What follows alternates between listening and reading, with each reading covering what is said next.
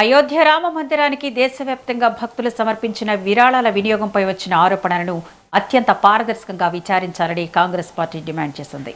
రాముడు ఏ ఒక్క రాజకీయ పార్టీకి చెందినవాడు కాదని, దేశ ప్రజలందరి ఆరాధ్య దైవమని ఏఐసీసీ ఇన్ఛార్జి చల్లా వంశీచంద్రారెడ్డి పేర్కొన్నారు. విరాళాల నిర్వహణలో అవకతవకలు జరిగాయని ఆరోపణలు తీవ్ర ఆందోళన కలిగిస్తున్నట్లు పేర్కొన్నారు. ఈ వ్యవహారంపై పూర్తి స్థాయిలో పారదర్శక విచారణ జరిపి వాస్తవాలను ప్రజల ముందుంచాలని, ఎవరైనా అక్రమాలకు పాల్పడి ఉంటే వారిపై చట్ట ప్రకారం కఠిన చర్యలు తీసుకోవాలని కాంగ్రెస్ పార్టీ తరపున డిమాండ్ చేశారు.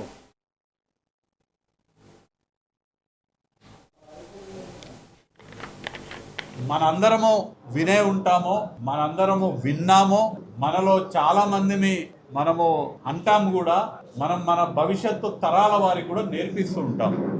ధర్మో రక్షతి రక్షతః, మన పిల్లలకు కూడా మనం నేర్పిస్తుంటాం.